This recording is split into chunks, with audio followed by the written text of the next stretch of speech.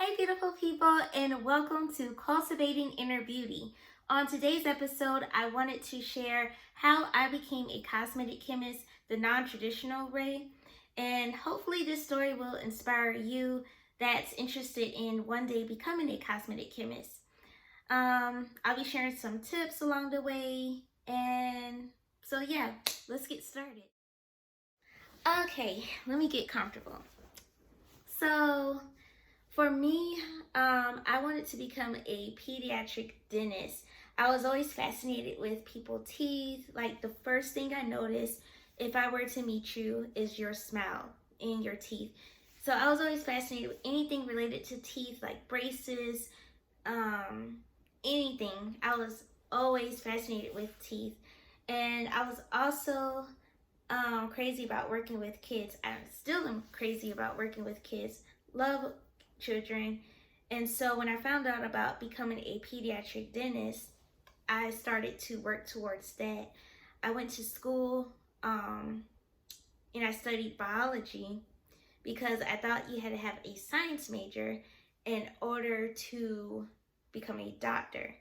So I did that, and I actually struggled in some classes. Like I struggled in a lot of my chemistry classes, ironically.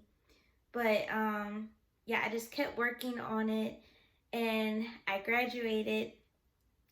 But I wasn't prepared to take my dental tests because my grades, they were okay, but I needed to make them stronger. So during that time, I decided to take a break from school, and my first job was in histology.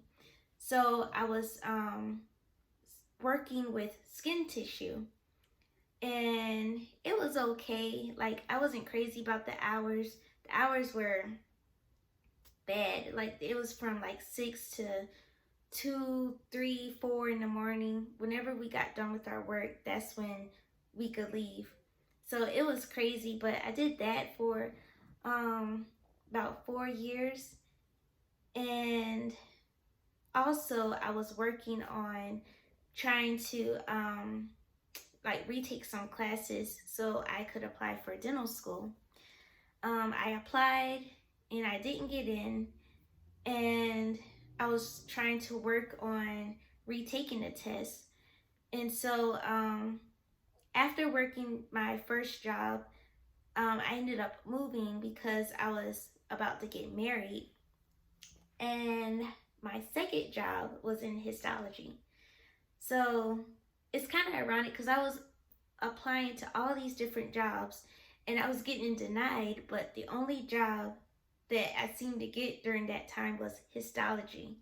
So, for those of you that may not know, histology is the study of tissue at a microscopic level. So, I worked a lot with pathologists. They would, I would get like different types of tissue. Some people had cancer, some people had like cysts, and my job was to dissect that and just like send a sample off to the pathologist so they could look at that tissue more closely. So that was my thing.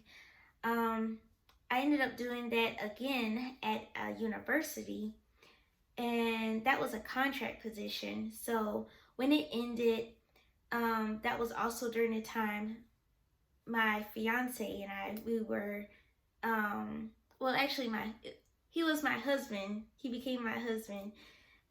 We were going on a cruise, so we were just about to celebrate our honeymoon, and then the contract ended. And so, right before we went on the cruise, I was looking for a job, and this job, it was talking about skincare, but it made it sound different. So it didn't sound like another histology job, but it made it, the how the job posting was worded, it made it seem like skincare was fun, and it it talked about working with different making different lotions and things like that. So I was like, I've never heard of this, but I think I'm going to apply just to see what it's about. So after I applied, that's when we went on our cruise. So after the cruise, the company that I applied for, they ended up reaching out to me, and I got the role as a cosmetic chemist at this cosmetic manufacturing company. Now, I've never worked in cosmetics before. I've never even heard of this field before. I just thought, I guess I didn't really put too much thinking into who makes the lotions. I just thought you just buy them from the store, but somebody have to make these, right? So that's what I got into. But this was also during the time I was still interested in becoming a pediatric dentist. So during this part of my life, it was kind of frustrating because I was starting to learn about this whole world of cosmetics, but I was also trying to get into dentistry. So I was battling with that, trying to figure out how I could get back into dentistry. And it's like every time I tried, it would not work for me. And so this was like a self-discovery phase in my life. Um, I kept shadowing dentists, but this was also like a transition for me because I was slowly coming out of dentistry. Like I still wanted to hold on to it, but there was some parts of cosmetics that I was starting to really like. Like I really enjoyed batching. I really enjoyed like making the product and just seeing the development of the product come to life from in the lab to in the stores. So that was very fascinating for me. But I was also still trying to hold on to dentistry as well. And so during that time, one of the things I did was I started listening to podcasts a lot. And I started listening to different people's stories that had similar struggles, or not struggles, but like challenges like I did. Um, they were trying to figure out like their career path. And there were even sometimes I would submit a question to some of my podcasts that I would listen to and to get some guidance. And I was also praying a lot during that time because I needed all the clarity I could get because I could feel myself kind of drifting away from dentistry and going more into cosmetics, and I didn't know what was going on. And like I said, my first love was dentistry, so I was trying to hold on to that as long as I could. And so I was listening to podcasts and just anything to motivate me and kind of inspire me to see what path I was going into. And so I stayed with that company for about 2 years. They had closed down. And so after they closed, uh, I went into another position, which was still related to skincare. And I started doing things related to like clinical trials. So it was still related to like working with skincare, but this was like a giving me a different perspective. And so the more I worked with skin, I just started gaining more knowledge related to that. And it was, I say 2019 when I finally did like a true assessment of the path that I was taking, and I started to really learn more about myself. So I would say this: if you're really focused on becoming one particular thing, like me, I really wanted to become a dentist at first, and I was so like laser focused to the point I wasn't open to anything else. I would say take your time and just learn to explore, because at first for me, I didn't think anything else existed outside of dentistry.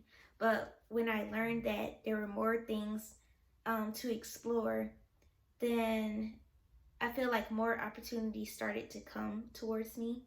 So I would say if you're like that, definitely take your time and explore. So once I started to connect the dots and see how everything was going back to the beauty industry and becoming a cosmetic chemist, then that's when everything just started to be very freeing and everything started to make sense.